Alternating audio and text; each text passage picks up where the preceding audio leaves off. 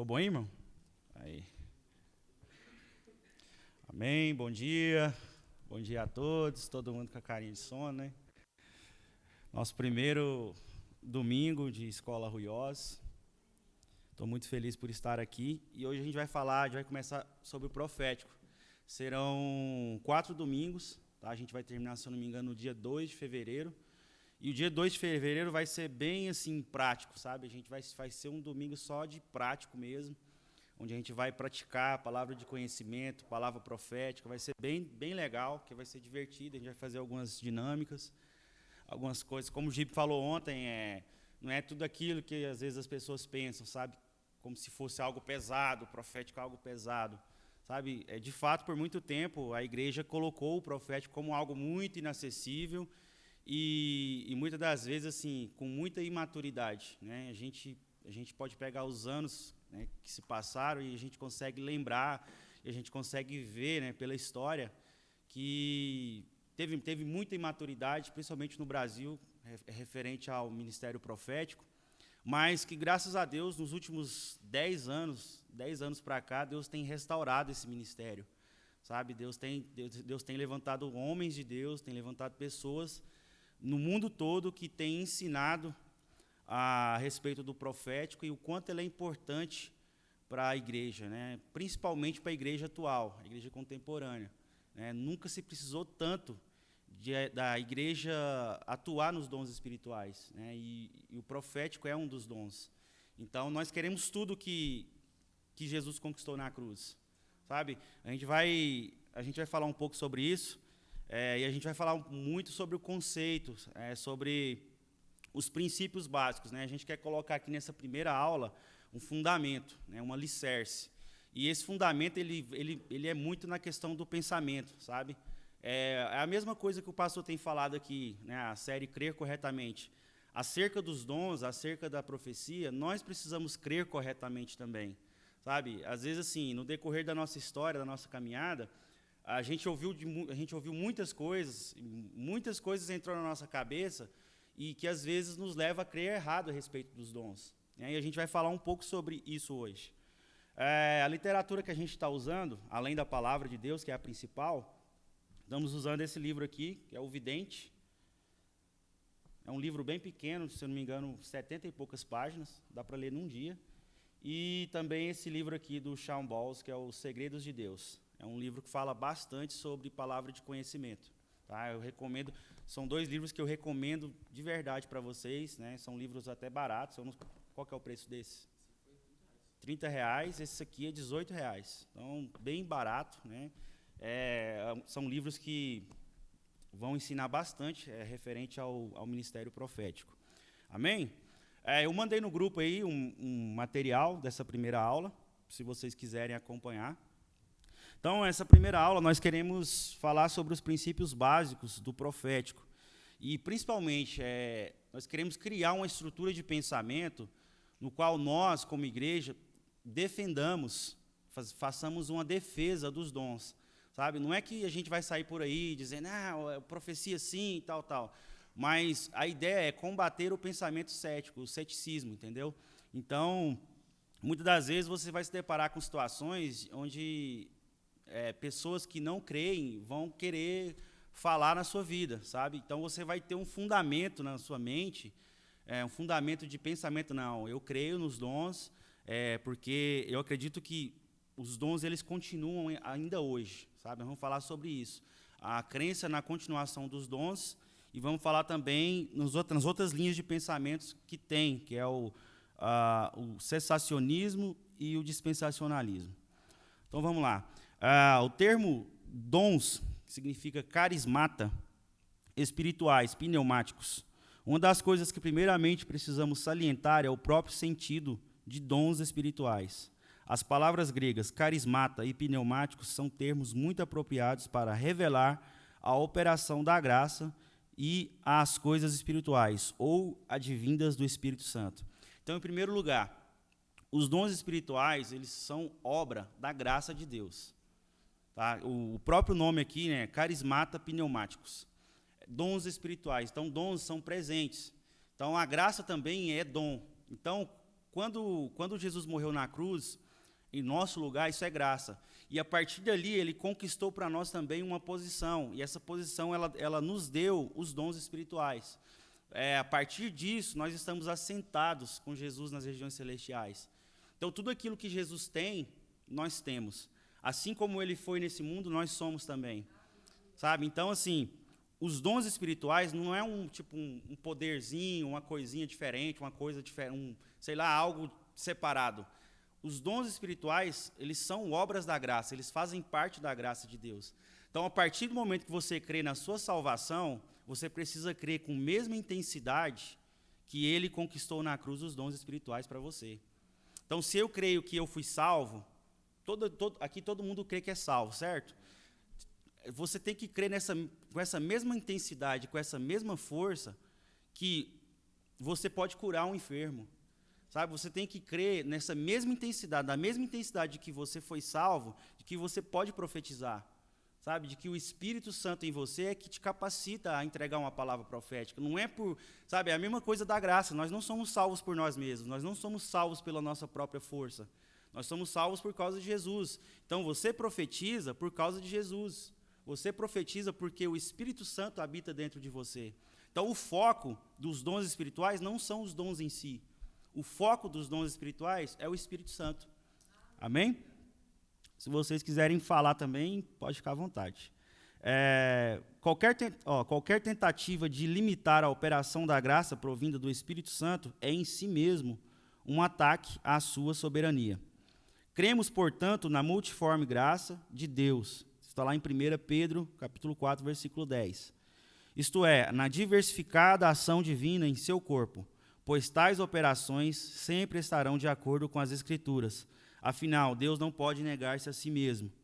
2 Timóteo, capítulo 2, versículos 12 e 13. E aqui a gente vai falar um pouco agora sobre o cessacionismo, algumas linhas de pensamento que divergem desse pensamento da continuação dos dons. A questão que se levanta é se Deus ainda distribui aqueles dons extraordinários, os quais os cessacionistas afirmam terem sido apenas para fundamentar a igreja, e, portanto, não é necessário adicionar fundamento ao edifício, a igreja, já fundamentado sobre os apóstolos e profetas. Porém, os dons foram dados não somente àqueles que são o fundamento da igreja, a saber, os apóstolos e profetas, mas a todos os que estão longe e tantos quantos Deus nosso Senhor chamar. Atos 2, 42. Então, os dons, os cessacionistas, eles dizem que os dons espirituais foram somente para a igreja do primeiro século, a igreja primitiva. Eles diziam assim que, pelo fato de os apóstolos não terem reconhecimento acadêmico ou de doutores, eles não tinham uma literatura específica.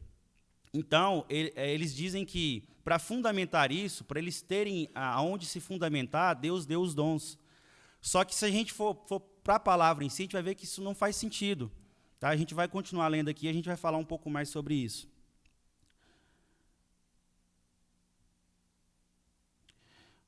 Porém, os dons foram dados não somente àqueles que são o fundamento da igreja, a saber, os apóstolos e profetas, mas a todos os que estão longe e tantos quantos Deus nosso Senhor chamar. Além disso, os dons foram dados para a edificação do corpo e não para a fundação da igreja.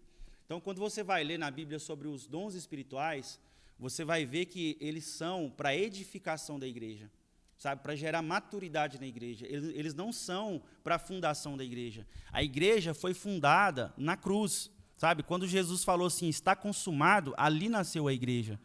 Ali a igreja foi fundamentada. O fundamento da igreja é a obra de Jesus na cruz. Sabe? Os dons espirituais, eles são para edificação. Jesus foi lá, morreu, nasceu a igreja, aí o que aconteceu? O Espírito Santo desceu. O que Jesus falou? Esperar em Jerusalém até que venha do céu o poder. Porque a igreja precisaria ser edificada. Então, a partir dali, quando o Espírito Santo desceu, o Espírito Santo começou a edificar a igreja através dos dons. O primeiro dom que foi derramado ali em Atos 2 foi o dom de línguas. Então, quando o Espírito Santo veio línguas repartidas como de fogo, eles começaram a falar em outras línguas. Então, foi o primeiro dom derramado sobre a igreja.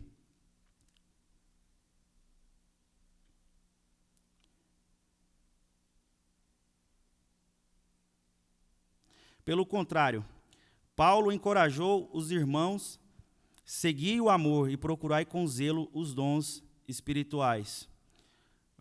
Deixa eu ver se eu pulei alguma coisa aqui. Além disso, os dons foram dados para a edificação do corpo e não para a fundação da igreja. E confirmaram uma única vez a mensagem da igreja primitiva. Pelo contrário, Paulo encorajou os irmãos, seguir o amor e procurai com zelo os dons espirituais. Vamos falar um pouco agora sobre o cessacionismo. Cessacionismo é uma visão cristã na qual se formula que parte dos chamados dos dons espirituais, dos dons do Espírito Santo, apesar de terem sido de fundamental utilidade e importância nos primórdios da igreja cristã, cessaram de existir ainda no período da igreja primitiva. Esse pensamento promove um cristianismo esvaziado de poder, onde as promessas bíblicas, inclusive promessas do próprio Jesus, são ignoradas. Se os dons espirituais fossem somente para os apóstolos do primeiro século da igreja, Jesus não teria prometido: esses sinais seguirão aos que creem. Marcos 16, 17. Então, se os dons espirituais fossem somente para os apóstolos do primeiro século, da igreja primitiva, Jesus não teria dito que os sinais seguiriam os que creem. Sabe, você crê, nós cremos, quem é que crê? Os sinais te seguem. Sabe, o requisito, se é que existe um requisito para viver isso, é apenas crer. Sabe, se Jesus estivesse dizendo que era somente para o início da igreja, ele teria dito: olha, os sinais seguirão aos que creem e os apóstolos dos próximos 100 anos. Mas não, ele falou: os sinais seguirão aos que creem. Então, os sinais, os dons espirituais, eles seguem aqueles que creem na obra de Jesus. É simples. Quem crê na obra de Jesus vai receber os sinais. É o sinal que vai te seguir. Sabe? Você não tem nem que lutar por isso. Você crê, os sinais vão te seguir. Você vai colocar as mãos sobre os enfermos, eles serão curados.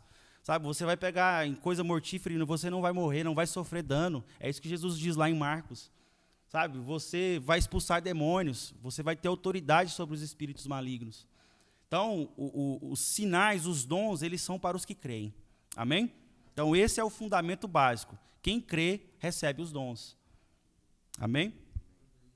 E agora eu vou falar um pouco sobre o dispensacionalismo. Esse aqui não é uma linha de pensamento que diverge diretamente dos dons espirituais, mas eles sistematizaram de uma forma que fazem com que a igreja não tenha desejo de atuar nos dons. Olha só, o dispensacionalismo é um sistema interpretativo da Bíblia que divide a sua história em dispensações, também denominadas épocas, eras ou períodos, que representam distintas interações entre Deus e a humanidade a partir de pactos que foram celebrados. De acordo com o dispensacionalismo, cada era do plano de Deus é assim administrada de uma certa maneira e a humanidade é responsabilizada como mordomo durante esse tempo. Aí aqui entra o problema, o maior problema do pensamento dispensacionalista. Eles dividem as 7 cartas do Apocalipse em eras da igreja.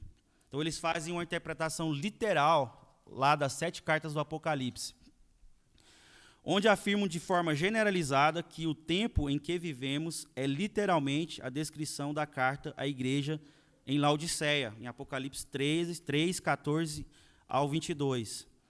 Então, eles dizem que as 7 cartas da igreja, as igrejas do Apocalipse, elas são representativas de eras da igreja. Eles traduzem isso de forma literal. E eles dizem categoricamente que nós, hoje, no tempo atual, estamos vivendo a igreja de Laodiceia, que é lá em Apocalipse capítulo 3, fala que é a igreja que se acha rica, mas ela é muito pobre. Então, assim, passa uma visão de uma igreja esvaziada, uma igreja que não olha para Jesus. E isso não pode ser literal, sabe? Eu até coloquei aqui, sabemos sim que existe um caráter profético na carta à igreja em Laodiceia, porém, não em caráter generalizado e totalitário. Nós sabemos que existem igrejas que se acham ricas, mas não são pobres. Existe o caráter profético da carta para a igreja em Laodiceia, mas isso não pode ser visto de forma generalizada. Sabe? Isso não pode ser visto que todas as igrejas no mundo estão vivendo isso. Por quê? Isso gera nas pessoas um pensamento de, tipo assim, acabou, vamos ficar aqui, esperar Jesus voltar e pronto. Sabe? Isso esvazia de nós, cristãos, o id, o pregar o evangelho. sabe? O atuar com os dons, o curar, o profetizar. Então, o pensamento dispensacionalista, ele gera isso nas pessoas. Esse pensamento produz nos cristãos a intenção de que não há muito o que se fazer, tirando a importância da pregação do evangelho, que é o poder de Deus e influência da igreja no mundo. Então, esse pensamento dispensacionalista, ele gera isso nos cristãos. Sabe, aquelas pessoas que pensam assim, gente, o mundo está mal, vamos ficar aqui escondido dentro da igreja, porque Jesus está voltando e tá. Beleza, existe algo profético nisso, Jesus está voltando. Nós sabemos que a promessa bíblica da volta de Jesus é real. Mas a Bíblia também fala em Mateus 24 que antes do fim haveria uma grande colheita. O evangelho do reino seria pregado em todo o mundo, depois viria o fim. Então, o que tem que ser gerado no nosso coração a respeito disso é de que nós fomos chamados para este tempo a pregar o evangelho. Sabe, e a pregação do evangelho envolve, na verdade, a pregação do evangelho é o poder de Deus.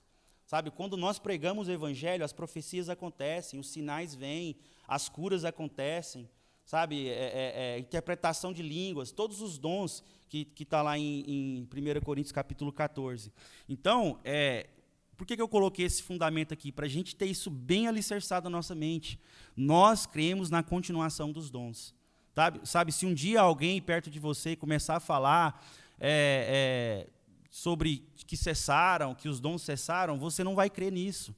Não é que você tem que confrontar essa pessoa e guerrear com essa pessoa, não. Mas você vai estar preparado a rejeitar qualquer tipo de pensamento que não condiz com a palavra de Deus. Amém?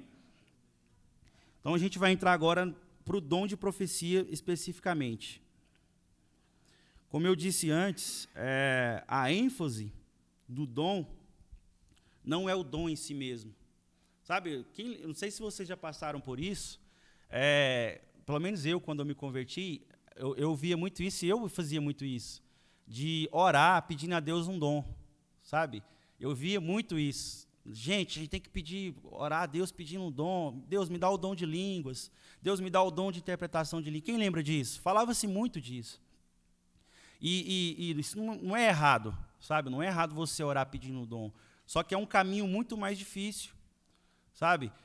Porque a ênfase do dom não é o dom em si mesmo. A ênfase do dom é o Espírito Santo. Então, se eu quero operar num dom, ou nos dons, eu preciso orar, eu preciso focar no Espírito Santo. Espírito Santo, que a sua obra seja completa em mim. Que todos os teus dons estejam em mim, sabe? Deus não chamou você só para procurar apenas um dom. Deus chamou você para buscar o Espírito Santo. E quando você tem o Espírito Santo, você tem tudo. Se você puder, abre a sua Bíblia em 1 Coríntios capítulo 12. No versículo 4 em diante.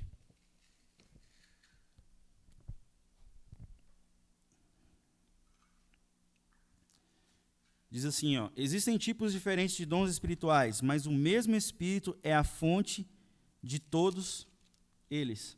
Existem tipos diferentes de serviço, mas o Senhor a quem servimos é o mesmo.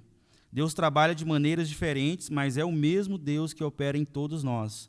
A cada um de nós é concedida a manifestação do Espírito para o benefício de todos. A um, o Espírito dá a capacidade de oferecer conselhos sábios. A outro, o mesmo Espírito dá uma mensagem de conhecimento especial. O mesmo Espírito dá grande fé.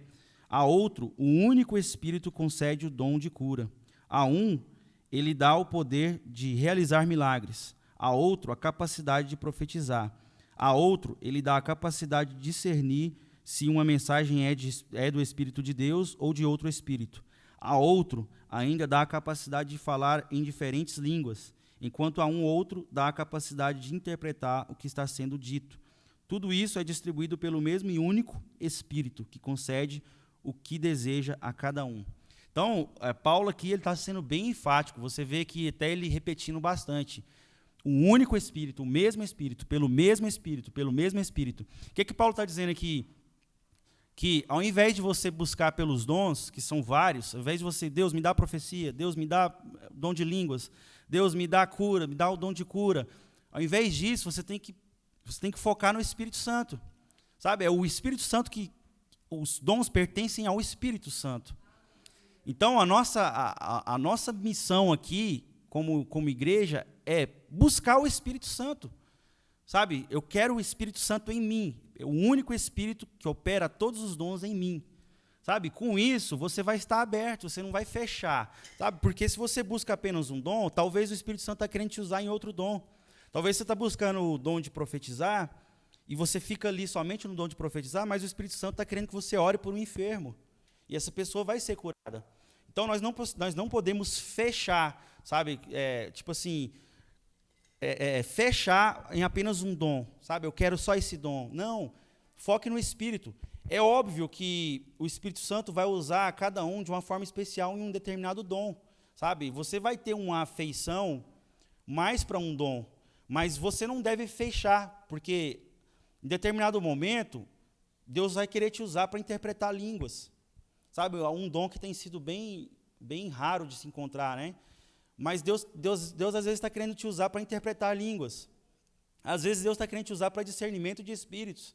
Tem uma situação, uma circunstância que está acontecendo na vida de alguém e está precisando somente de discernir, sabe? Discernir os espíritos. Então Deus ele vai querer te usar nisso também. Amém? Então, assim, o foco aqui é o Espírito Santo. Amém? A gente vai falar específico sobre o dom de profecia, mas o que eu quero que isso fique bem claro é que o foco é o Espírito Santo. Tá? Você não vai só profetizar. O mesmo Espírito que te dá ousadia para profetizar, ele vai te dar ousadia para curar o enfermo. Amém? Alguém quer falar alguma coisa? Então vamos lá. Quem pode profetizar? Quem pode profetizar? Quem? Amém. Todos podem profetizar. 1 Coríntios, capítulo 14, versículo 5, diz assim, ó, e eu quero que todos vós faleis em línguas, mas muito mais que profetizeis, porque o que profetiza é maior do que o que fala em línguas, a não ser que também interprete para que a igreja receba edificação. Então, Paulo aqui está dizendo assim, ó, eu quero que todos vocês profetizem. Quero que todos vocês profetizem. Então, a profecia, ela não é só o ofício do profeta. Tá? Nós vamos falar sobre o profeta um pouco mais para frente, mas primeira coisa que eu quero quebrar esse pensamento que é antigo, sabe? De que profecia é só um profeta ou o pastor. Sabe? Não, você também é capaz, você tem o Espírito Santo. Então, você também foi chamado para profetizar. Amém? Aqui, na nossa igreja, nós não temos esse negócio. É só o pastor que profetiza, é só o líder do ministério profético que profetiza. Não. Tá? Todos nós fomos chamados para profetizar. Amém? Vamos falar um pouco da função. Qual a função da profecia? Lá em 1 Coríntios capítulo 14, versículo 3 diz, mas o que profetiza fala aos homens para edificação, exortação e consolação. A edificação produz maturidade e crescimento, sabe? Deus quer te usar com palavras proféticas que vai gerar maturidade na vida das pessoas. Sabe? Às vezes tem situações na vida das pessoas que elas estão precisando crescer, de um crescimento, de amadurecer. E Deus tá querendo usar você, a palavra profética em você, para gerar maturidade na igreja. Amém? Exortação. Essa exortação aqui é mais um sentido de encorajamento, sabe? Deus quer te usar para encorajar as pessoas. Às vezes vai aparecer muitas pessoas na sua vida, sabe? Desencorajadas, entristecidas, cabisbaixas. E aí Deus vai te usar com palavra profética para trazer encorajamento para essa pessoa. Sabe? E isso serve também para nós, mutuamente. Às vezes a gente sabe que entre nós, às vezes a gente está desanimado em alguma coisa. Por isso que nós precisamos ter o costume de entregar palavras proféticas, igual a gente fez ontem no culto aqui, sabe? Porque nós precisamos de encorajamento. Eu preciso. Se alguém quiser me dar uma palavra profética de encorajamento, eu recebo, amém? Então, nós precisamos de encorajamento, cara. Talvez você está querendo abrir um negócio novo e você está assim meio, sabe? Meio assim, será que vai, será que não vai? De repente alguém vem, cara, vai. Deus vai te abençoar. Deus vai liberar algo na sua vida. Cara, e você é tomado de coragem. Amém? E consolação. Então, Consolação para gerar refrigério e paz.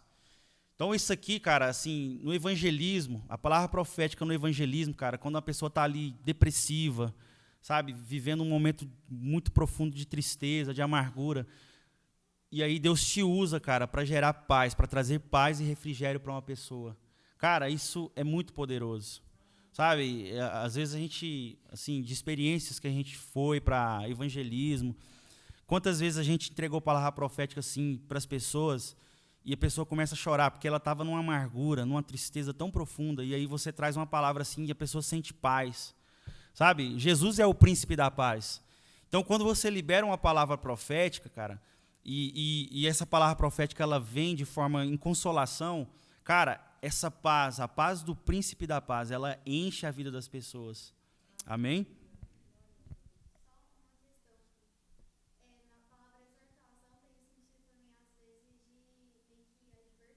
Tem.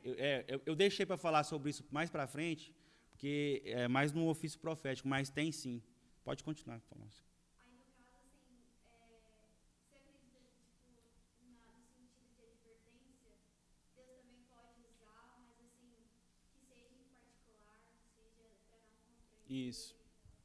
Então, a palavra de exortação no sentido de advertência, ela a gente trabalha o seguinte, às vezes, por exemplo, você ora por uma palavra profética por alguém, de repente você recebe uma revelação de advertência. E às vezes, assim, as revelações de advertência, geralmente, elas vêm ela vem de uma visão, um pensamento, alguma coisa assim.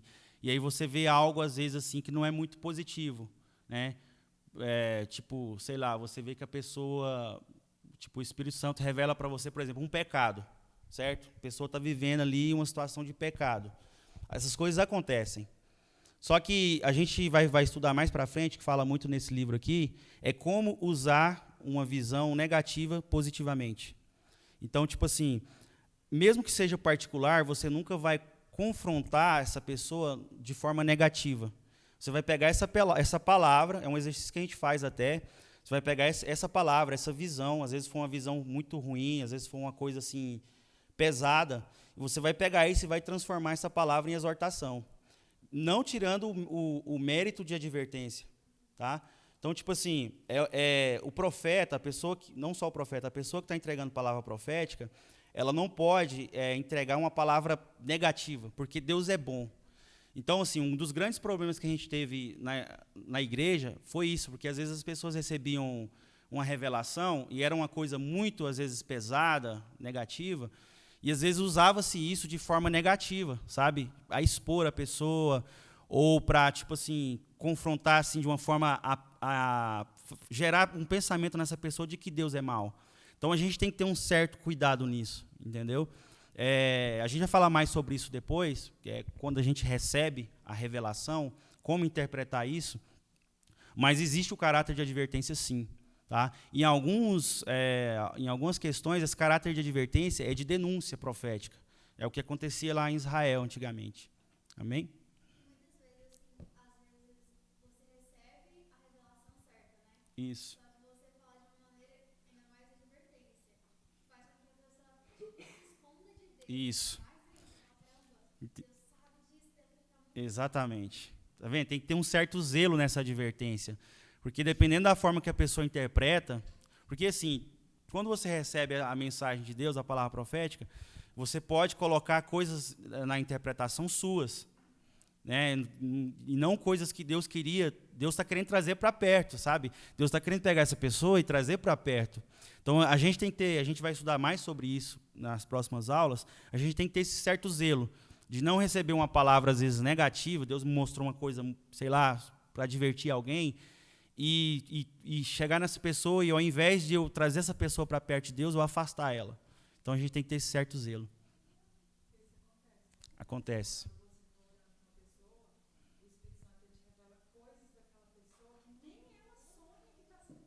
Exatamente. Exatamente.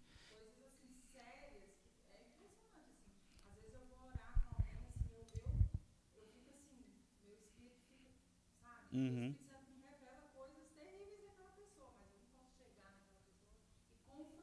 Isso. Porque é o que eu falo. A intenção de Deus é trazer essa pessoa para perto. Então, é por isso que a gente está tendo isso aqui. Para isso mesmo, sabe? Para a gente crescer em maturidade nisso. Porque para a gente não cometer esses erros aqui, sabe? De às vezes receber uma palavra profética, uma visão, alguma coisa assim nesse sentido, que Deus está querendo fazer essa pessoa crescer, sabe? Deus não quer. A gente está falando aqui de pecado, mas pode ser outras coisas também, sabe? Deus está querendo fazer essa pessoa vencer, Deus está querendo fazer essa pessoa crescer nele. Então, a nossa intenção tem que ser a mesma intenção de Deus, trazer essa pessoa para perto. Quer falar alguma coisa, Gil? Essa palavra, inclusive, ela no original ela é paraclésios. Trazer para perto para ajuda, a exortação. Então, quando nós recebemos uma direção de Deus nesse sentido, de que a pessoa está, por exemplo, pecado mesmo, quando Deus está revelando isso, é algo para trazer para perto, não é uma coisa que vai, envergonhar a pessoa, constranger a pessoa. Porque nós também fomos atraídos por Deus por causa da bondade de Deus. Amém. Nós éramos inimigos de Deus, fomos atraídos através do amor. Então Deus ele quer somente corrigir os passos, né? Corrigir, trazer um alinhamento na vida da pessoa, o cuidado que ele tem. E Deus sabe que aquele pecado está atrapalhando a vida da pessoa. Então quando ele revela isso, ele quer mais que nossas palavras transmitam o amor e o cuidado dele, para que aquela pessoa entenda que aquilo está atrapalhando ela e que ela saia daquele pecado e que ela se mostre com o amor de Deus, para que ela se aproxime de Deus. Então a exortação, a gente tem que ter esses elementos, sabe? Esse cuidado de quando a gente receber isso, saber transmitir as palavras do amor de Deus através disso, para que essa pessoa se aproxime de Deus, não que ela se afaste envergonhada, sabe? Ela se afaste com temor e tudo mais, mas que ela se aproxime. Isso é um paraclésis. Sim, pode falar. Falta muito conhecimento, às vezes, da igreja, muito nessa questão de, assim, quando Deus revela alguma coisa e tal, assim, a gente precisa entender que Deus quer que a gente, de alguma maneira, consiga ajudar aquela pessoa, entenda o que ela está passando e talvez consiga ajudar, né? E teve um episódio bem engraçado que aconteceu comigo, que uma menina chegou em mim e falou assim, ô Jordana, eu não sei o que você está fazendo, mas eu só sei que Deus me mostrou em sonho e você estava endemoniada. Júlia,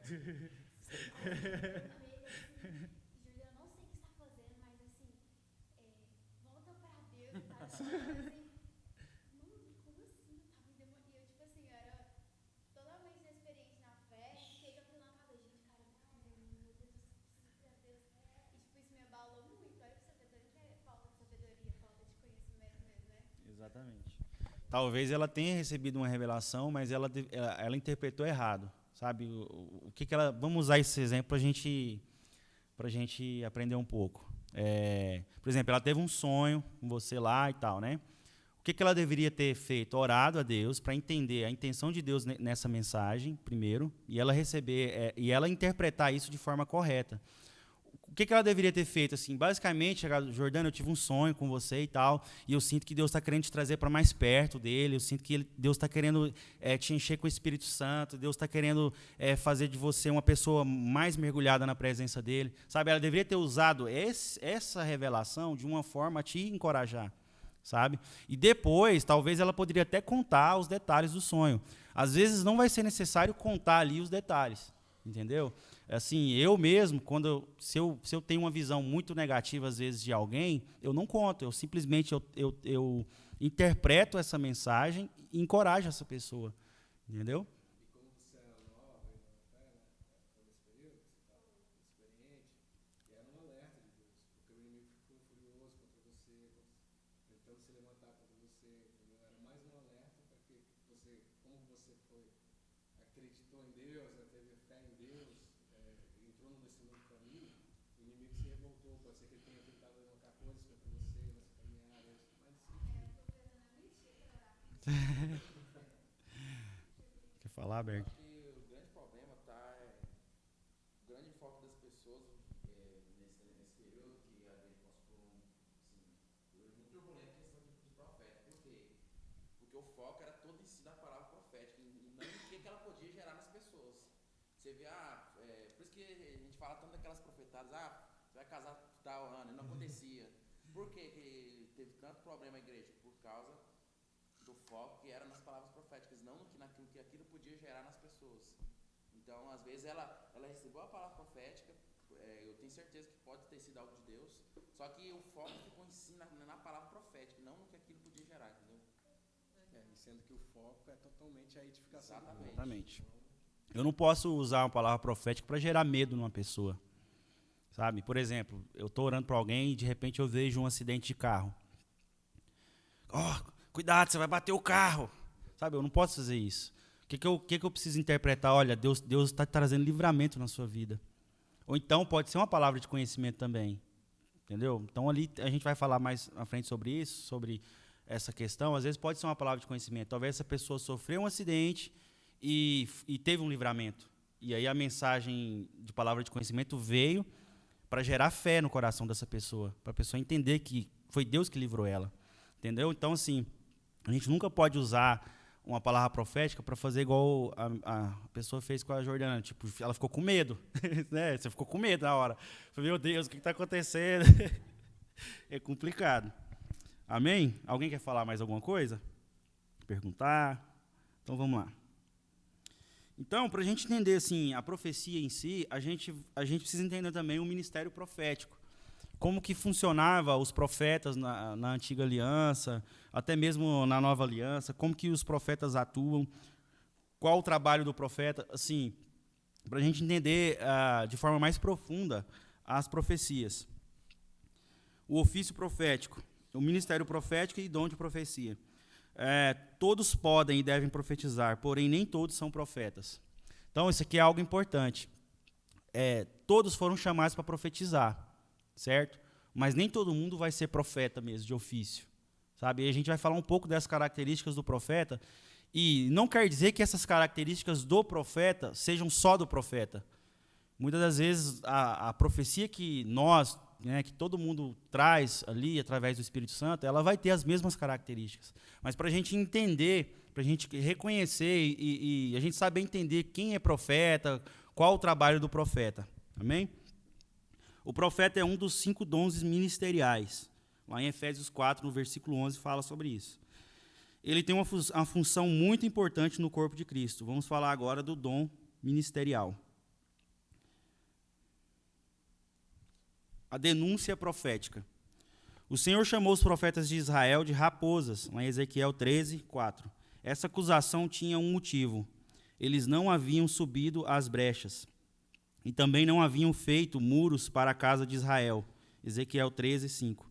É uma das responsabilidades do profeta subir às brechas. De fato, quando o Senhor afirma em Ezequiel 22, 30, não haver encontrado um homem que tapasse o muro e se colocasse na brecha, ele estava se referindo também aos profetas. Ezequiel 22, versículo 28 ao 30. Entre os profetas, o Senhor não havia encontrado um sequer na brecha. A atitude dos profetas foi caiar o muro. Ou seja, ao invés de deixarem os muros fortes, falando a verdade do Senhor, tapavam os problemas com a mentira, que é um material sem resistência. Então aqui, Deus está falando, através do livro de Ezequiel, que um dos ofícios do profeta é a denúncia profética. Então aqui ele está falando assim que os profetas, da época, eles tinham esquecido disso, sabe? De tapar os muros, de tapar as brechas. Aqui ele está falando num sentido profético. O texto lá fala em Ezequiel que ao invés deles colocarem um material resistente nas brechas do muro, uma argamassa, algo sólido, eles estavam passando cal, sabe? Eles estavam tentando só passar um cal lá para resolver. Então é uma mensagem profética que Deus estava falando assim, meus profetas não estão colocando algo resistente, os meus profetas não estão trazendo a verdade. Então ele estava trazendo para Ezequiel essa denúncia profética contra os próprios profetas de Israel. Sabe? Então, muitas das vezes, o nosso trabalho na profecia vai envolver isso. Sabe? Tapar os muros, trazer a verdade. Então, o ofício do profeta, por exemplo, a gente vê isso também, a gente conhece alguns profetas hoje, no Brasil mesmo eu considero o Luiz Hermínio como um profeta, e a Cindy Jacobs é uma mulher que também tem uma palavra profética muito forte. Então, você vê na mensagem profética dessas pessoas, quando eles profetizam, que vem carregado disso, sabe? Da verdade. Você vai ver uma verdade, sabe? Você vai ver algo poderoso na transmissão da verdade dessas pessoas. Você vai ver que a mensagem deles vai ter um poder de verdade, e às vezes vai corrigir, vai reparar algumas coisas. Então, por exemplo, a Cindy Jacobs, quando veio no Brasil, num congresso lá em Belo Horizonte, ela trouxe uma mensagem profética para o Brasil de que Deus estaria derrubando o principado de corrupção e miséria. Então, era uma mensagem de verdade, sabe, que estava trazendo impacto. E a gente vê que depois que ela profetizou isso, essas coisas começaram a acontecer no Brasil. Então, a mensagem profética, principalmente assim, quando a gente reconhece o profeta em si, ela vai ser muito carregada dessa verdade. Vai ser uma mensagem muito direcionada. Amém?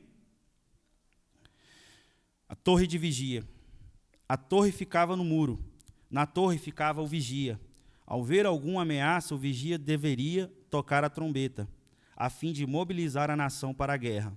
Esses homens eram importantes para o rei e para toda a nação, pois por meio deles haveria alerta a respeito de qualquer perigo. O vigia era também chamado de atalaia ou sentinela. O Senhor comparou o serviço do vigia ao do profeta. O profeta, junto ao meu Deus, é a sentinela que vigia Efraim. Oséias 9:8. Então, um dos ofícios proféticos é também a sentinela, a torre de vigia, sabe? Isso envolve muita oração. Todo intercessor é um atalaia. Todo intercessor está sempre atento, né? A gente vê, por exemplo, a irmã Fabiane, sempre ela traz uma mensagem, gente, tal, isso. Porque o intercessor, ele sempre vai ter essa incumbência, sabe? Está sempre na torre de vigia, está sempre alerta. Então, um dos ofícios proféticos é isso também, sabe? É ficar atento. Gente, está surgindo isso. Gente, vamos prestar atenção nisso. Gente, vamos focar nisso. Então, um dos ofícios proféticos é isso, sabe? Às vezes, você vai trazer uma palavra profética e vai gerar esse sentido também, sabe? De vigia, de sentinela, de guardar, de proteção. Amém? Quantos entenderam? O discernimento dos tempos. 1 Crônicas 12:32 diz assim, dos filhos de Issacar, destros na ciência dos tempos, para saberem o que Israel devia fazer, 200 dos seus chefes e todos os seus irmãos que seguiam a sua palavra. Nos tempos do rei Davi, os chefes da tribo de Issacar se destacaram na capacidade de discernir os tempos. Por tal capacidade, eles sabiam o que a nação de Israel devia fazer. Vemos, portanto, a necessidade de pessoas habilitadas para discernirem os tempos, compreenderem as épocas e apresentarem conselhos sábios. Essa percepção em relação ao tempo é fundamental para a tomada de decisões e definirá o destino de muitas pessoas, famílias, igrejas e nações.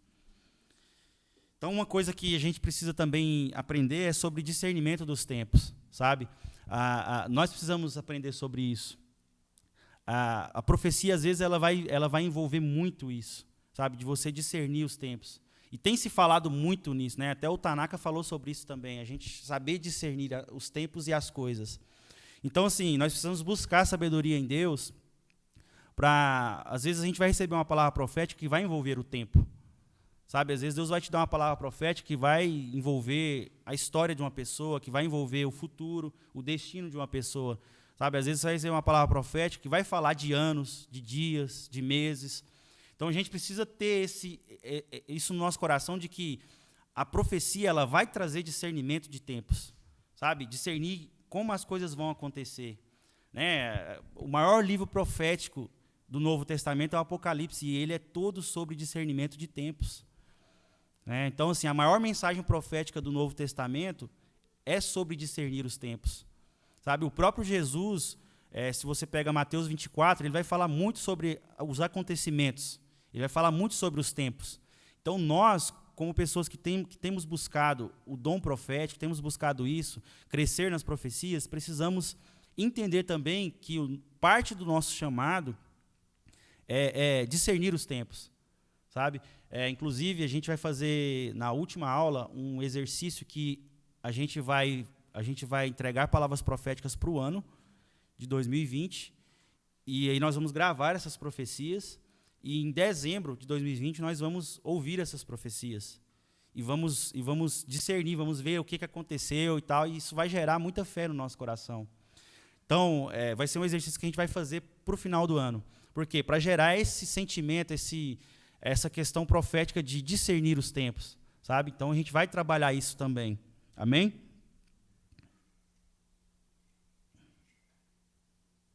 Estamos quase terminando. O coração do sábio.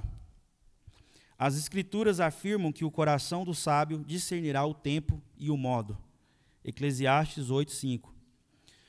Quando nenhum sábio da Babilônia soube interpretar o sonho de Nabucodonosor, em Daniel 2, o Senhor concedeu a sabedoria a Daniel.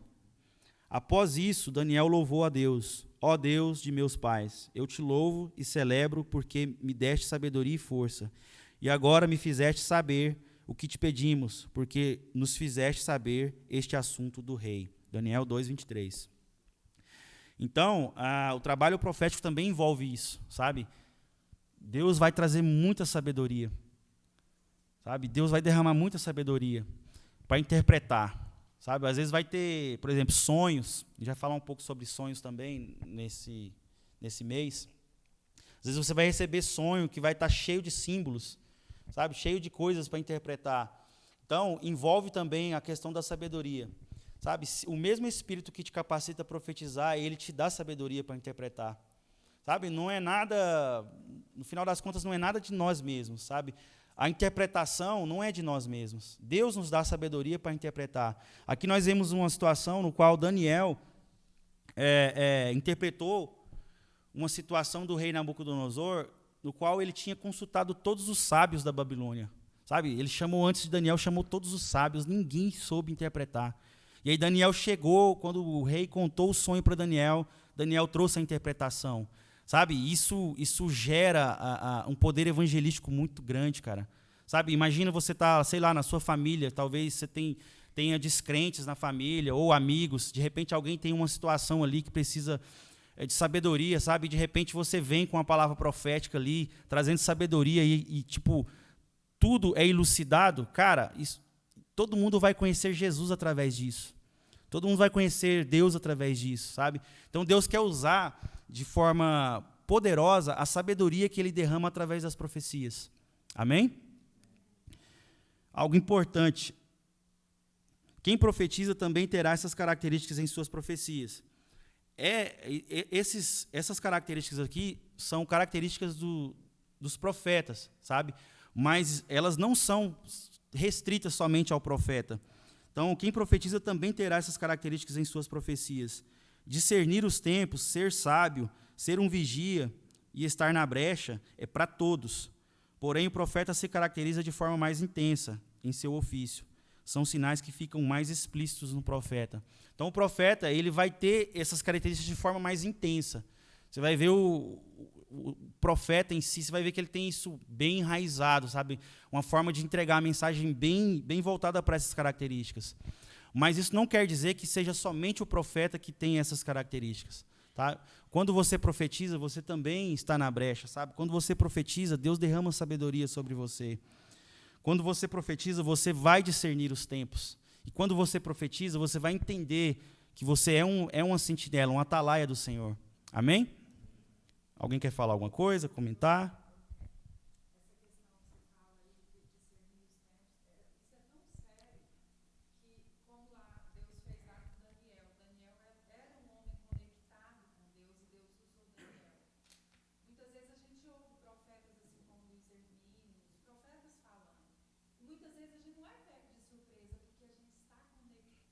Boa.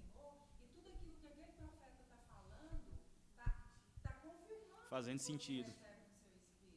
Então é muito importante a gente ter essa intimidade com Deus para a gente saber o que está vindo do céu para a gente recebendo. Aí quando a gente ouve um profeta falando, tudo aquilo que o Espírito Santo já havia falado com a gente, está confirmando através da boca do profeta.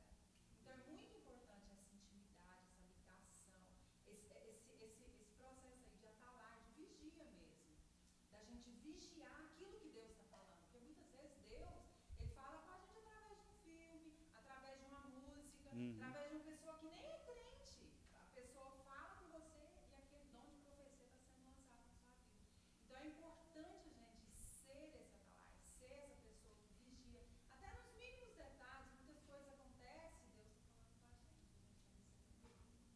Legal. É isso aí. Tem um testemunho do Bill Johnson que eu acho bem interessante, que é bem isso aí, que ele estava orando a Deus pedindo uma resposta sobre uma determinada situação. E aí ele não teve uma resposta comum como ele sempre tinha, sabe? Sei lá, uma visão, uma impressão, alguma coisa assim. E ele ficou aguardando essa resposta. Aí ele fala que ele pegou o carro e estava indo para a igreja. E no caminho, todos os sinais estavam verdes. Então, quando ele passou pelo último sinal, na mesma hora o Espírito falou com ele. Isso é o sim. Então, ele entendeu que a circunstância, aquela circunstância ali, respondeu ele. Deus usou uma circunstância para responder ele. Então, tipo assim, não era comum todos os sinais estarem verdes. De repente, ele passa todos os sinais verdes. Aí, de repente, o Espírito Santo fala com ele. Esse é o sim. Esse é o sim para você. Então, às vezes, Deus vai usar circunstâncias nas nossas vidas para falar com a gente. Por isso que a gente tem que estar aberto a tudo, sabe? A vigiar tudo, a estar de olho em tudo, sabe? Tudo, tem um pastor, eu esqueci o nome que fala, né? Tudo fala. Então, assim, Judá Bertelli. Tudo fala, cara. Deus vai usar, Deus, lá em Hebreus capítulo 1, fala assim que Deus falou por meio dos profetas de várias formas diferentes. Então, não existe uma forma só de Deus falar com a gente. Deus fala de várias formas. E às vezes ele está usando uma coisa bem inusitada, sabe? Que você não espera. Por quê? Para que isso? Para gerar em você uma fé mais sólida. Para gerar em você uma fé que abrange tudo, que envolve tudo, sabe? Deus não quer envolver só o ambiente de igreja. Deus quer envolver tudo que você faz, o seu trabalho, as coisas que você faz no seu dia a dia para falar com você. Amém? Mais alguém quer falar?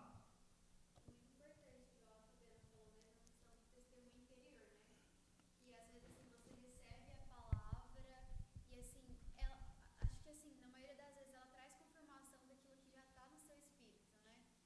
E é igual Paulo, Paulo quando ele foi voltar para Jerusalém, ele já tinha um testemunho interior de que esperava perseguições, que esperava prisões para ele. Ele já sabia Eu disso. sabia. Mas ele sabia que através dessas prisões e sofrimentos Deus ia fazer algo na vida dele, né? E no caminho ele encontra um profeta que falou a mesma coisa, ó, o dono desse cinto, aguarda, ele vai ser espancado, vai para prisão e tal. Recebeu a revelação certa. Só que ele interpretou que isso seria mal, então não era para Paulo ir. Então é para você ver, mas Paulo já tinha o testemunho interior de que Deus ia fazer algo através de prisões, sofrimentos. Ele falou assim para reis, falou para governadores, através desses 2 anos que ele ficou na prisão. Ele fez a obra que Deus tinha através dele, né? Então é muito importante o testemunho interior, porque assim, mesmo que a pessoa receba a revelação certa de Deus, às vezes ela interpreta de uma maneira diferente do que Deus quer. Verdade. Verdade. Mais alguém? Berg? Não, eu penso assim, lá, falou sobre intimidade, é fundamental essa questão de intimidade, por quê? Porque se você não tem uma vida de tanta intimidade com Deus, e você quer profetizar, às vezes aquilo que você vai ver vai ser algo turvo. A gente já viu alguns exemplos de gente próximo da gente que não tinha uma vida de intimidade com Deus, não tinha uma vida de devocional, de ler a Bíblia, uma proximidade com Deus, e na hora que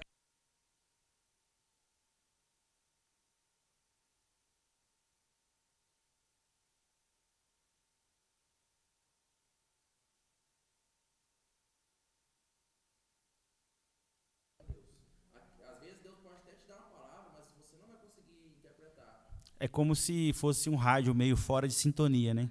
Você vai ouvir a mensagem de forma turva, de forma não muito clara, sabe? Então, a intimidade com Deus, ela gera essa sintonia fina, sabe? Você fica bem alinhado então você consegue ouvir de forma clara, né? E às vezes é até perigoso, porque essa falta de intimidade pode, às vezes, confundir a pessoa. Ela, às vezes, é algo do pensamento, às vezes, da emoção, porque a pessoa ela não está vivendo a vida no espírito, e no caso, quem está falando é a alma dela, a emoção. E às vezes ela fala através da emoção, só que ela acha que ela está ouvindo algo de Deus, e não é.